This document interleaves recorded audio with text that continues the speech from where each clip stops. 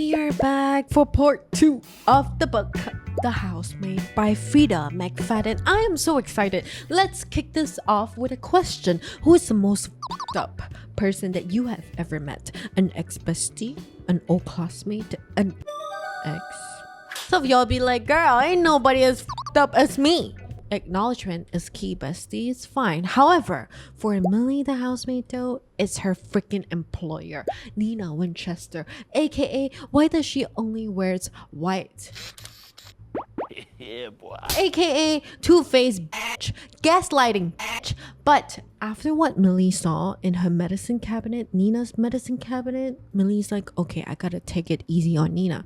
But it does not change the fact that it must be very hard to be around Nina, especially to be her husband, right?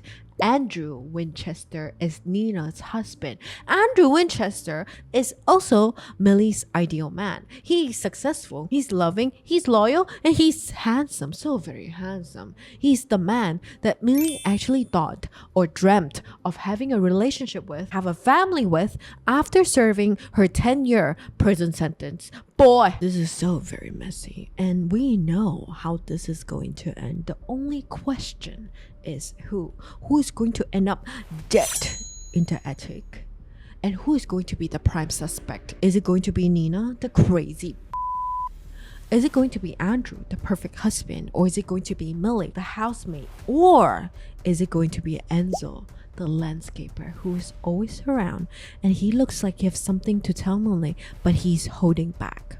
Y'all, if you have not watched part 1, I need you to do that right now. I'll link it somewhere on top here. You will get to know the characters more, how they end up in this scenario. So go do that and I'll wait for you right here. If you have already watched part 1, I think I'm in love with you. this is like my first few times like doing a video like this. If you really like this vibe, enjoy this sort of videos, remember to subscribe, like this video, and show some love in the comments, or even tell me, babe, who do you think is dead in the attic and who's your prime suspect right now? If you have read the book, tell me which parts got you like.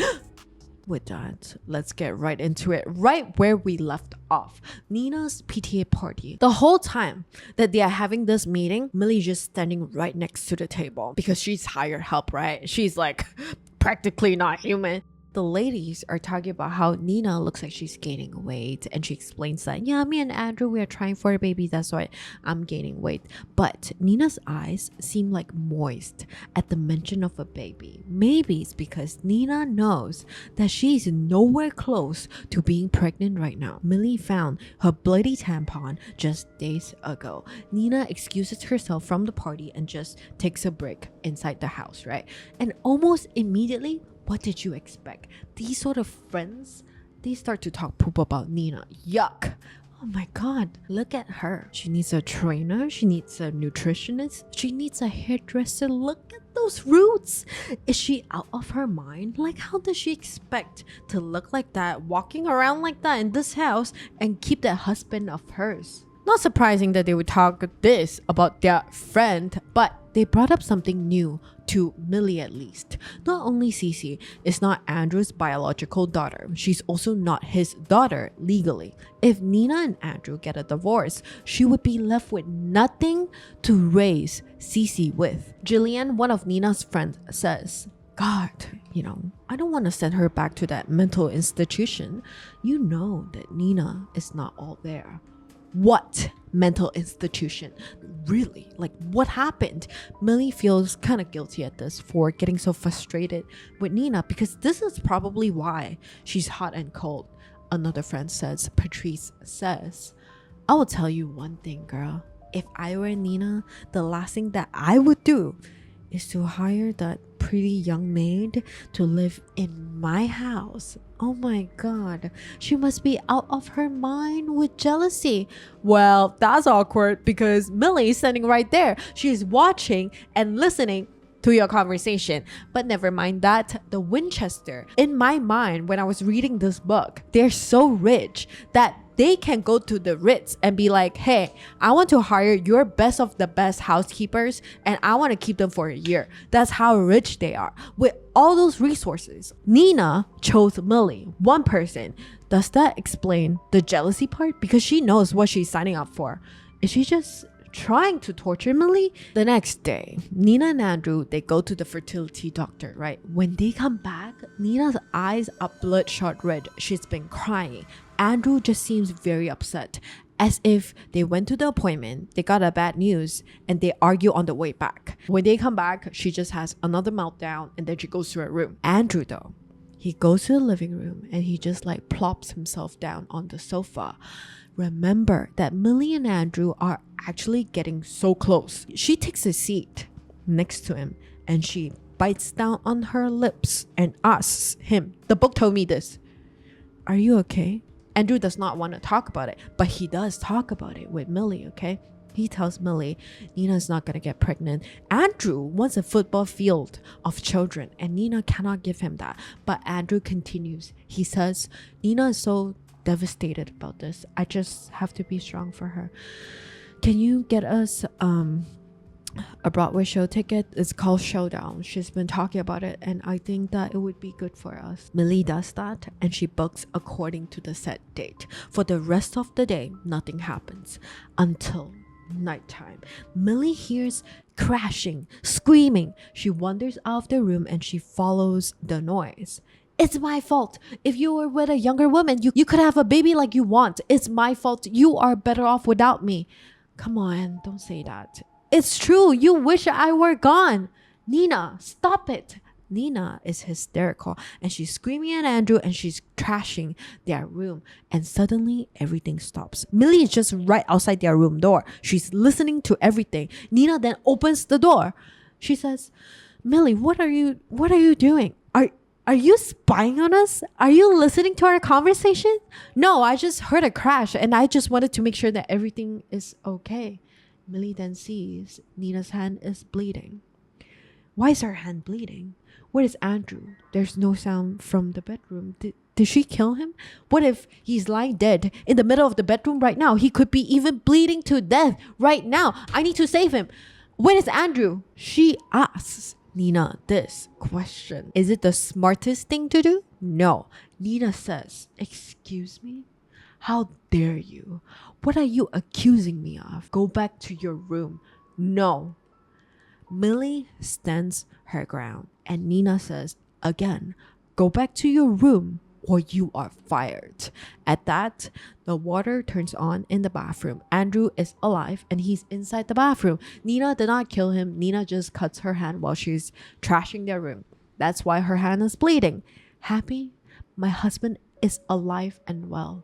Millie then bows and she apologizes. I'm sorry, I bothered you. She turns around, but as she's leaving, Nina tells her, Millie, stay up in the attic at night. Do you understand? The next morning, Millie makes breakfast for Nina. 3 eggs with a lot of butter and Parmesan cheese, 4 slices of bacon and butter English muffin. Did I need to tell you that? I don't think so, but... Bacon. Nina's mood today is okay. She even thanks Millie. Millie then tells her about Showdown, the dates, and stuff like that as she's just like gulping down her breakfast. But just as she hears Andrew coming downstairs, she quickly pushes her plate away, stands up, and she just like suit her hair. She doesn't look so perfect today. Roots, they're showing, and her hair is not so shiny today. She greets Andrew with a sweet smile, but Andrew just says, Nina, you have a little egg on you. Immediately, Nina is embarrassed and she just like dabs the egg away. Sorry about that, Andrew. It's okay. You still look so beautiful. And Andrew goes in for a kiss and Nina is just like melting against Andrew. Millie can't help but feel jealous. That is her ideal man with his wife, his hot and cold wife. Millie thinks to herself, Nina is like so lucky. She has everything, even though she has been in a mental institution. But at least it was not a prison. Look at her. Perfect house, so much money, and her husband, so kind, so wealthy, so funny, so considerate, and so gorgeous. Millie even closes her eyes for a moment to just envision her with Andrew instead of Andrew with Nina. What a life. To dress in those clothes, those shoes, and drive that white Lexus. To have a maid and just tuck her inside that pathetic attic while me and my husband sleeps in our beautiful king-size bed and expensive sheets. To have Andrew just press his lips against her and feel his body heat. Girl, you the Lulu. Millie's like, oh, I gotta stop. Then she sees Enzo with a package, a huge package. Then she tells him, just place it on the dinner table. You want some water? And he's like, see. Millie hands him the water and she's feeling a little,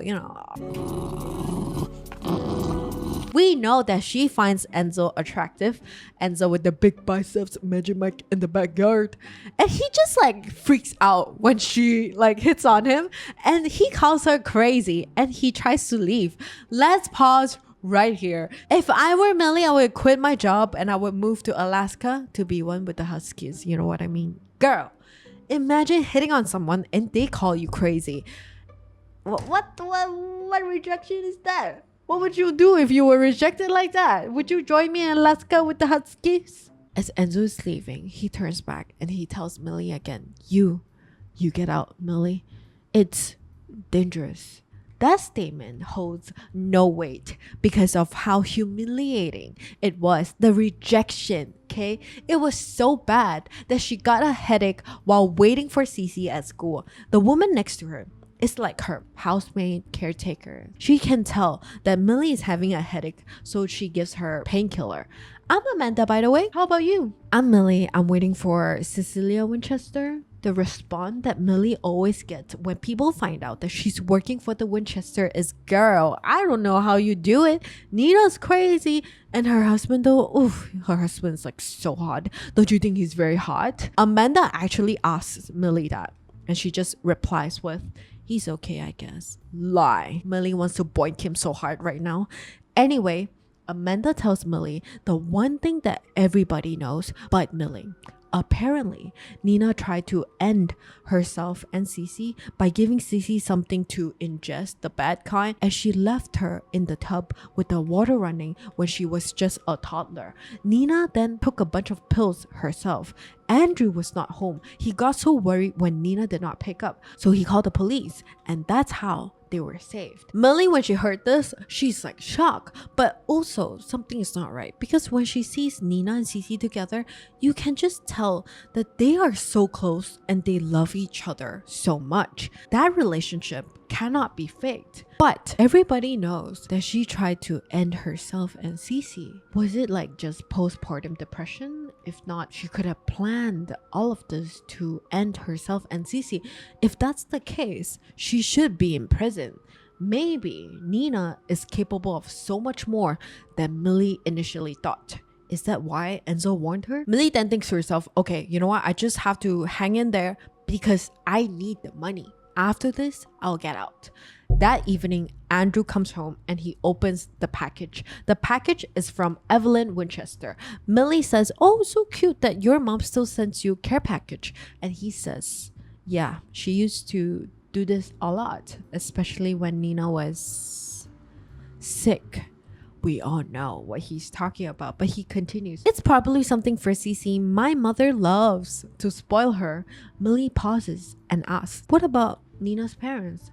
She is more comfortable asking Andrew about Nina's parents than asking Nina herself. So you see where their relationship is going. Andrew tells Millie that they are long gone since she was young. And Millie thinks to herself, oh my god, this lady does not have her parents, does not have family basically, and she tried to end Cece. I just hope that I'm not next. When Andrew finally opens the package, he sees what is inside and he goes pale. It's a box of baby stuff. All white baby blankets, rattles, dolls, onesies, all white baby stuff. That sounds so wrong. That sounds bad. Okay, white color baby stuff. That sounds even worse. Okay, but he says, I'm okay, really. I didn't need to see that. Nina is older than me by a little bit, and then she had some issues when we first got married. I just didn't feel comfortable having a baby then. So we waited, and now, you don't think about age when you're in love. And I loved her. I mean, I love her. And whatever happens, we have got each other. Millie wants to hug him and just comfort him because he genuinely looks so sad, and he's such a good and genuine guy. He deserves to be happy. She can't help but wonder if Nina is actually capable of making him happy, or if he's just staying out of obligation. But Millie tells him, if you ever want to talk about it, I'm right here. He thanks Millie, and she puts her hand on his hand, right? It's like this, as a gesture of comfort, which I think is kind of weird, but it also describes their relationship, right?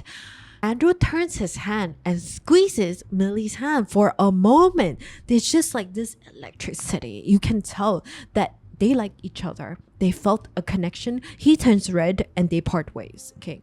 Like Millie said, she's trying to avoid men right now, but it doesn't really sound like it, right? She avoids Andrew Winchester. They have feelings for each other. They both know it, but he loves Nina and it cannot happen. That week was pretty normal, just avoiding your boss's haughty husband. And Nina talks to Millie about the Broadway show, how she's so excited. I can't wait for the show for another week. The show is happening in 3 days. What are you talking about, Nina? Nina's like 3 days. Millie, I asked you to book the tickets for a week from Sunday. I remember she told Millie on Sunday, last Sunday. So that means it's this Sunday, right? I can't believe that you could be so careless. I can't make the show this Sunday because I have to drive Cece to her summer camp. Nina is furious. Those tickets, the hotel, they are expensive. Okay, the hotel is because they are planning to drive over to Manhattan, stay over one night after they watch the show. They are planning to stay at the plaza. Nina then tells Millie, if you can't get a refund on all of it, I will have to deduct it from your salary. And that is 3 to 4 months of Millie's pay. Luckily, Andrew always come to the rescue, the good guy. You know what, guys? Don't worry about it. I got a refund on everything. The hotel, the Broadway show. Don't worry about it. Even though all of this is probably like loose change for him, he got a refund on everything, allegedly. Sunday comes, Nina and Cece, they go for their summer camp. Now it's just Millie and Andrew at home. This is the very first time that they are left alone at home for an entire day. So this is their relationship right now. They're getting more and more comfortable with each other. They are also slowly opening up to each other. Andrew today is wearing t-shirt and jeans. He usually does this on the weekend. There's something about seeing this side of Andrew, right? Who's always so composed, suit and tie, hair probably gelled, I don't know, sprayed. But today, his hair is messy and he's just so casual with his clothes. He sometimes even smiles and winks at Millie. Andrew approaches Millie and he says, so now that Nina's gone, I have a confession to make. Millie's like, oh my god, he's going to confess that he loves me, Kiki. No, he did not get a refund on anything. He just didn't want to make Millie pay for everything because he's a nice guy, right? He's a good guy. And he knows it's probably Nina who gave Millie the wrong Sunday, the wrong date. So, you should go take the tickets. Go to the city tonight and see the show with a friend, and you can stay at the Plaza hotel room overnight. G has never been to Broadway. This Showdown Broadway thing is supposed to be the best show of the decade. Once in a lifetime opportunity. Millie tells him, I've never been to Broadway. Then you need to go. I insist. Right, but the truth is, I don't have anyone to go with, and I don't feel like going there alone, so like I said, I'll just pass. Andrew looks at Millie and he just rubs his jaw a little bit and he tells her, I'll go with you. Millie's like, are you sure that's a good idea? If Nina finds out, you know that it's not a good idea. She's going to freak. But Andrew is like, Nina's jealousy versus you who have never been to Broadway, which one is more important? Definitely not my rich, jealous wife, right? Millie though, she's excited. She's playing everything out before she even agrees to the thing. She is envisioning all of it. Driving out to Manhattan in Andrew's Beamer, enjoying her first and best show of the century, grabbing dinner with Andrew after and just like talking to him and not have to look around or even think about Nina. It sounds so wonderful. It sounds so lovely. So Millie tells Andrew, let's do it. Andrew goes to the master bedroom to get ready. Millie goes to the attic to get ready. As she's getting ready, she's very excited, but something feels wrong. Like something bad is going to happen. Remember, they're driving out to Manhattan to watch the show. What about the hotel? What's gonna happen? Millie reassures herself that it will be fine. We are grown-ups. We don't have to think too much about those things. We can control ourselves. She pulls out one of the white dresses that Nina gave her from the garbage bag. Remember, that's in part 1. If you have not watched part 1, go do that right now. If you put a hand inside that garbage bag and you pull out anything, it's going to be fancy and it's going to be white, okay? For sure. Millie does not always get the chance to dress up, so tonight, for her to dress up a little, for her to be a little fancy, right? And it just so happened that those clothes that Nina gave her fits Millie perfectly. Millie then puts on a little bit of makeup. It's giving soft glam, soft girl vibe. When Millie is done getting ready, Andrew is already waiting for her in the living room. When he sees her, he's again like stunned. They just stared at each other and he says, Jesus, Millie, you look... He does not finish the sentence and Millie thinks to herself that is probably for the best because he's not looking at her as he should look at a person who's not his wife. Let's pause right here. I have a question for you. You know how they say it, right? Sometimes people who are meant for each other meet at the wrong time. And I feel like a lot of the times when someone say this, they use it as an excuse for cheating. Do you think this is what's happening between Millie and Andrew? Because of all of this, Nina would have something to do with the ending? Let me know all your theories right now. And they head out indeed to Andrew's Beamer. When Millie sits inside the Beamer, her dress like heights up a little bit to her mid-thigh. Y'all, girls, we know that no matter how hard you tux at it, it's not gonna go down, it's gonna go up. All girls know that. Andrew is a good and faithful husband, right? She'll be fine. He's not gonna look, right? On the way to Manhattan, Millie's just making conversation. She says, I feel bad that you are not going with Nina. She was the one who wanted these tickets. Don't worry about it. In the meantime, we have been married and Nina has seen so many shows. This is special to you. You are really going to enjoy it. I'm sure she would want you to enjoy this. Trust me, it's fine. After he finished his sentence, he then turns, look at her legs, and he quickly looks away. Millie saw that and she thinks to herself, it's fine. Looking is not a crime. It's okay because you like the guy. A random person, girl. We are going to Lena Dong him already. They get to the theater and it's beautiful. It's grand. She has never been in this sort of environment before. She has never seen anything like it in her lifetime. And she just turns around and she's just like making circles, looking at everything. Andrew though is just looking at her and she's like, what? It's cute, the look on your face. I'm so used to everything and I just love seeing it through your eyes. Buzz. Nina texts Millie, don't forget to put out the trash. Gosh, does Nina always have to be such a buzzkill? Does she always have to remind her that she's just the freaking hired help? Ugh. Andrew sees Millie getting frustrated and he asks if she's okay.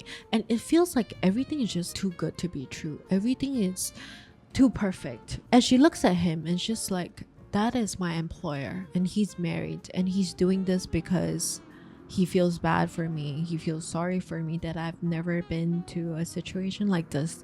Reality just like hits her. Then they watched the show and Millie really enjoyed it. They go grab dinner at a fancy French restaurant just a couple blocks away. When they walk into the restaurant, everyone thought that they were a couple. To be honest, they look very good together. They look better together as a couple than Nina and Andrew together. But if the people around them look closely, they will see that he has a wedding band and she does not. As they are walking to the table, Millie is walking ahead of Andrew, and Andrew just like gently leads her to their table by placing a hand on the small part of her back. We all know what that means, right? Nina is at the back of her mind, but Millie just can't help but compliment Andrew. "You are such a gentleman," he laughs. "Thank my mother. That's the way I was raised. She'll be very glad to hear that." They take their seat, they order, and Andrew apparently speaks like French. Sake blah. Only French I know. He literally is like whining and dining Millie, and they get to talking about languages. Millie only speaks English, and she says, "I'm lucky that I speak English." And he tells her, "Don't put yourself down like that. You are a hard worker. You are smart. I don't even know why you want this job. We are just so lucky to have you. Don't you have any other career aspirations?" Millie doesn't want to talk about that, and he respects her decision to want to talk about that. He does not nudge her. He does not force her to speak about anything more. He doesn't act like a therapist, an unwanted therapist, right? He just tells her that he's glad that she's here tonight with him for all of this. Buzz! His handphone rings again, and it's Nina. Buzzkill Nina. She can hear Nina's voice. She sounds so upset, and he's like comforting her, tells her that he will see her tomorrow, like, "I'll talk to you tomorrow." He sits back down and he downed the entire glass of wine, and she asks, "Andrew, everything okay?" I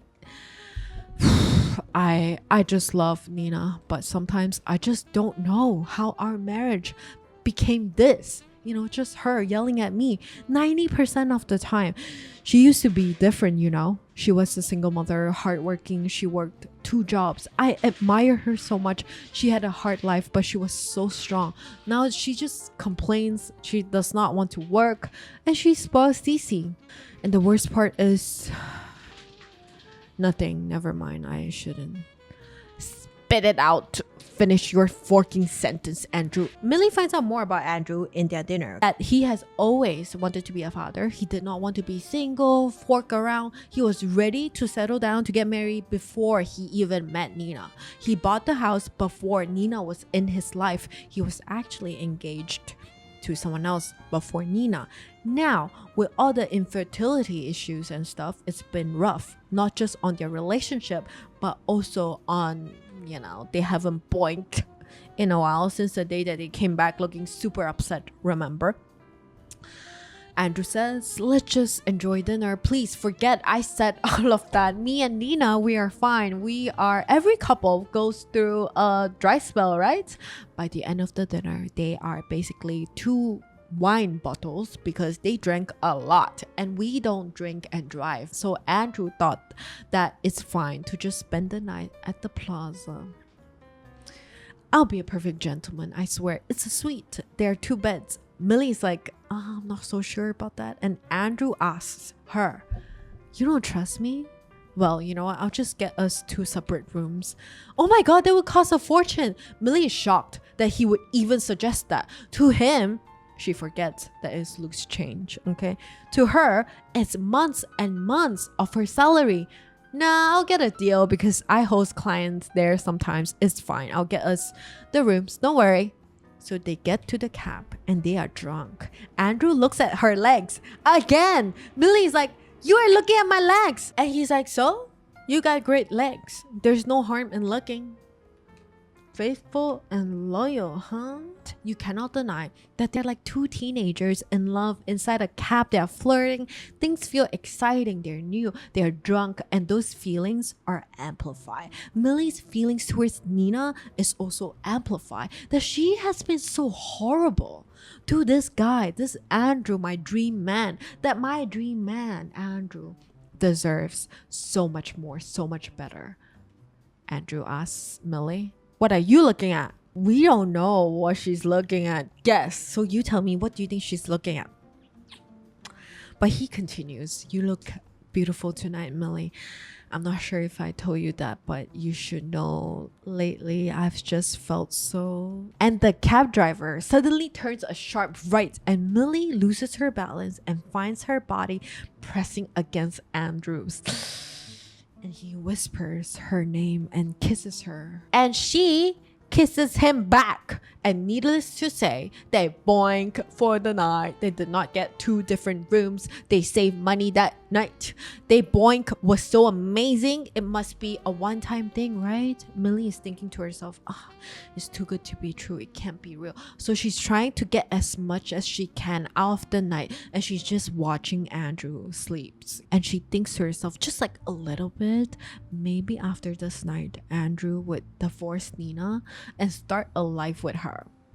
Andrew wakes up and she apologizes to Millie and asks her if she would tell Nina about last night. Millie is like, I will not. But this question makes her feel some sort of way. Andrew takes it back. You know what? I'm not sorry. I had a great time with you last night, and I'm not sorry about any part of it. And I hope that you are not either. But it can happen again. You know that, right?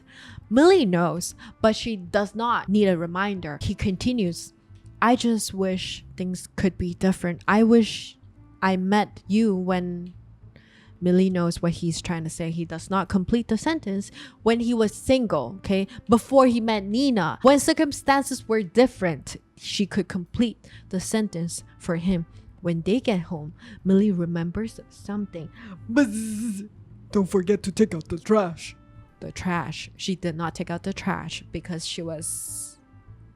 boink. Nina's going to get mad if she finds out. Millie tells Andrew, and of course, he handles it. He bribes Enzo to get rid of the trash. Like, he had to pay Enzo $200 to take out the trash. This is so unrelatable. Let's pause. Like, you know how we take out the trash if it's too far from like the disposed area? We put the trash on the hood of our car. It's true. Give me, bro. Like, give me the 200. Like, my car hood can fit 2 bags. But we find out something interesting in this interaction between Andrew and Enzo. Andrew does not like Enzo very much because he feels like Enzo is always around. Enzo just like doing his job. And Millie thinks to herself, you also have the biggest yard in the neighborhood. Your house is the biggest. It would make sense for Enzo to spend a lot of time here, right? But Andrew just doesn't like him. He has a bad feeling about him and wants to get rid of him soon. By the time that they get to the house, Nina is not back yet. Nina, when she get back, she's carrying a lot of things. She bought a lot of things. But as Millie is bringing her things to the room, like Nina's things to Nina's room, Nina asks her, Millie, I called the house line last night. How come nobody answered? Millie plays dumb. She can't be like, oh yeah, we were boinking at 11 o'clock. She says she was in her room and didn't know where Andrew was. And Nina's like, okay, you know what? I'll just ask him myself later. And then Millie sends Andrew a text to give him a heads up. Just a warning, Nina called the house last night. Andrew should know what to do, as he always does with everything else. To be clear, Cece is still at summer camp. It's only Nina, Millie, and Andrew at home. Millie cooks dinner, and of course the food smells so good, right? Nina's being nice. Oh my god, Millie, your cooking skill is so good. And she asks Andrew, doesn't it smell so wonderful, Andy? And he says yes, and she continues, oh, I'm sure. You never got food like this in prison, did you, Millie?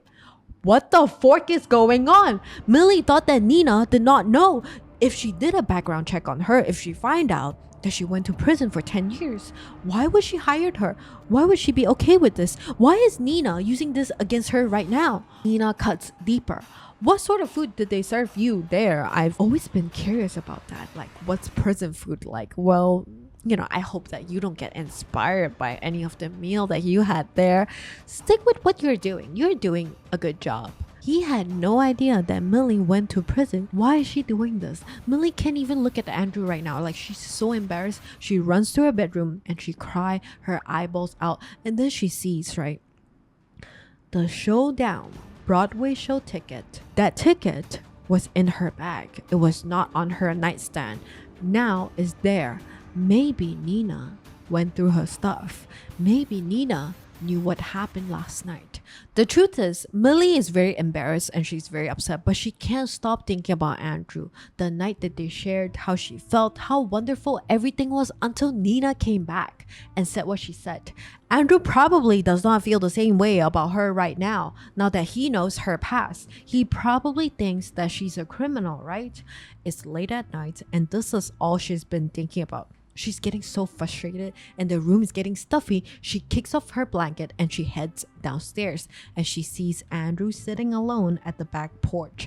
Millie approaches him because this is like the one chance that she gets him alone. She tries to explain herself, but she didn't actually tell him a lot of information like why she went to prison. She just apologizes and said that she was embarrassed and she cares a lot about what Andrew thinks of her. She says, I also want you to know that I had a great time, a really great time. The other night, it was one of the best nights I have ever had because of you. So whatever else happened, thank you for that. I just had to tell you that. To Millie's surprise, he tells her that he felt so happy with her that day, that he has not felt that happy in so long, that he didn't even know it until they spent that night together. He looks back at the house and he kisses Millie.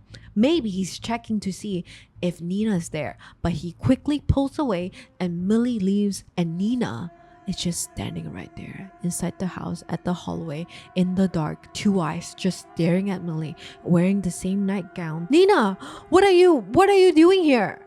It's my house. What are you doing here? Andy wasn't in bed. Did you see him downstairs anywhere? He's at the back porch. And it was then that Millie knows that Nina knows everything and she just made an enemy in this house. But there's no turning back because Millie is in love with Nina's husband, Andrew Winchester. Millie does not know it yet, but in a few days, everything would be in her favor. Nina would be out of the picture and she would live her life happily ever after with Andrew.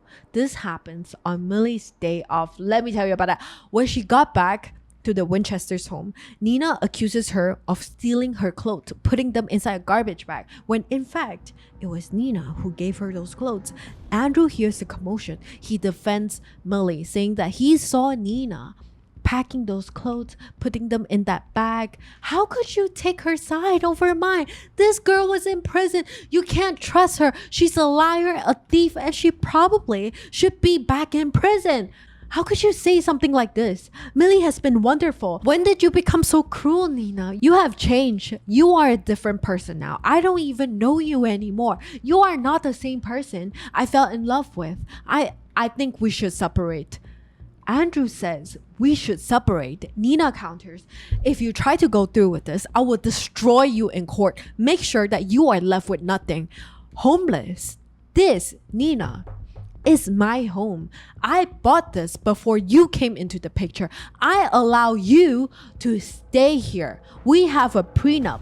This is mine. This will always be mine. And now I want you to leave. And at this, Nina starts to beg. Andy, please don't do this to me. Don't humiliate me like this. Please. It's raining and Andrew is not having it. He wants Nina out of there right now. Pack a bag and get out. Nina goes to her room, packs a bag, and she begs Andrew once more before leaving. Please don't do this, Andy, please. She heads to a car and looks at Millie and tells her, I will never forget this, Millie. And she drives off. Andrew then tells Millie, that could have gone better, but it had to be like that. I couldn't keep living like this. I just didn't love Nina anymore.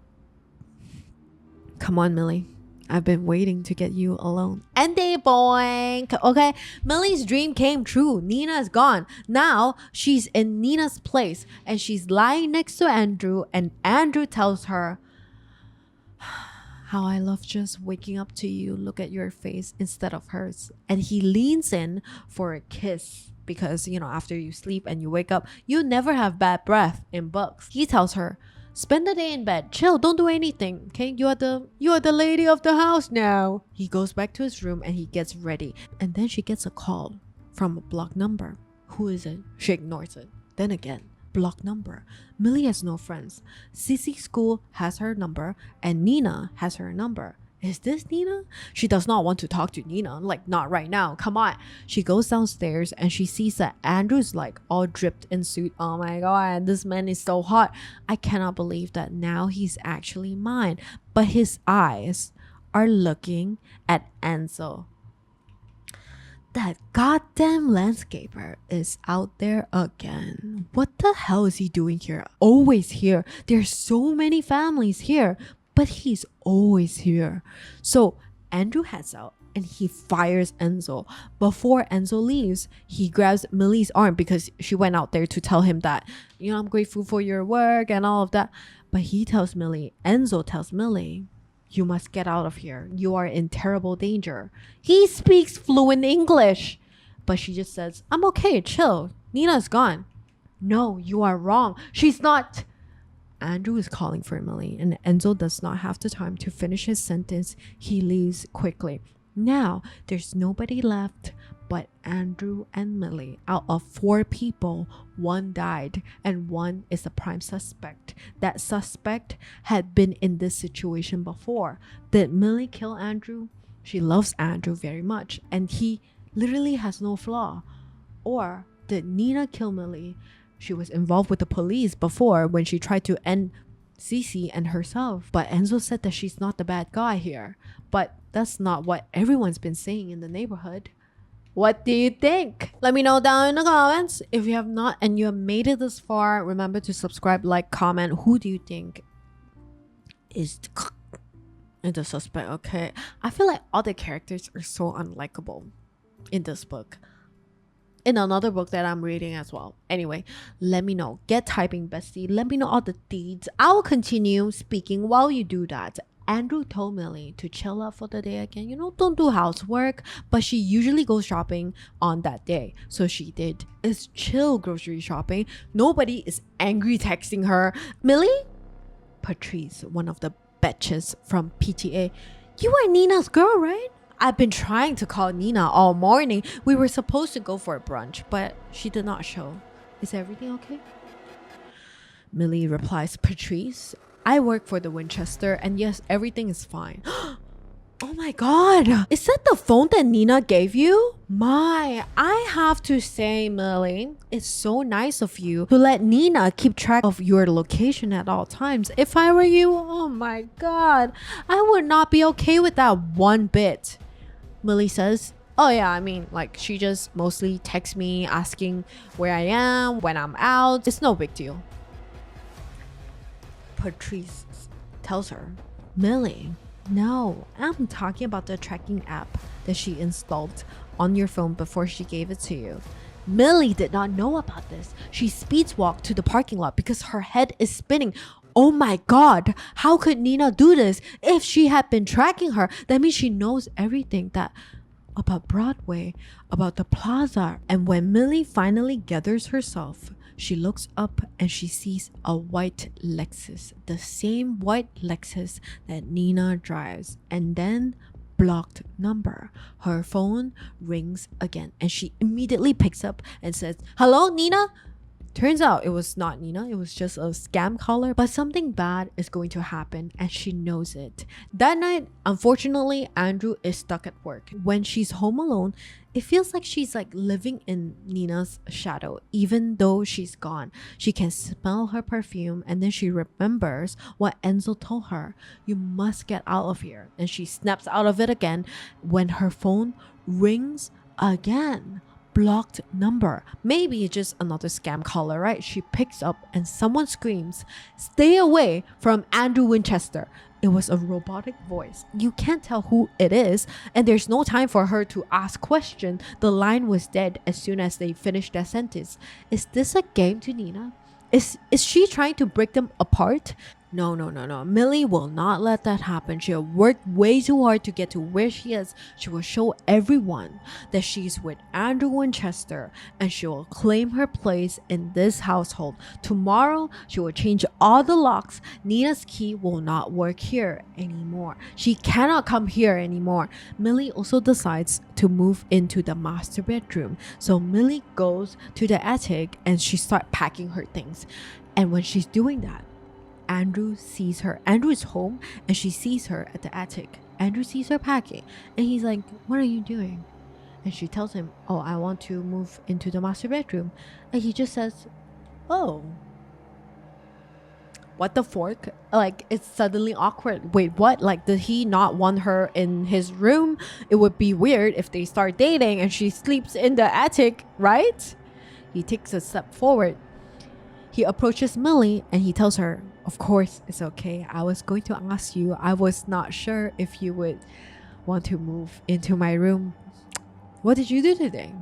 While I was at work, I saw you were reading some of my books. They were at the coffee table. Have you been reading? Honestly, I don't want to talk about it. Andrew, sweet, perfect. He does not push Millie. They boink. That's the only way he push her. Millie wakes up at 3 in the morning and she needs to do number 1 in the toilet. Andrew though, like, he's nowhere to be found. They boink in the attic and Andrew is gone. No idea where he is. Millie thinks to herself, you can't expect like this rich dude to sleep here, you know? Look at this place. It's so uncomfortable. I'm already a giant in this room. Like, this room is way too small for him. He's also older, like he needs to take care of his back. She thinks to herself, I'll just go join him downstairs. He probably did not want to wake me. What a sweet guy. She heads to the door and she holds on to the doorknob and turns. It does not turn. It could be stuck. Last time it happened, so she does it again, clockwise. 1, 2, 3. Turns, but it does not budge. The door is not stuck this time. The door is locked. What do you think of this? You tell me, girl. So far, what do you think is going to happen? Keep in mind that Nina still has key to this house. She could have snuck in. She gave her the spare key, right? We have one more part to go and hopefully I can upload it soon. And I'll catch you, girl, in the next one.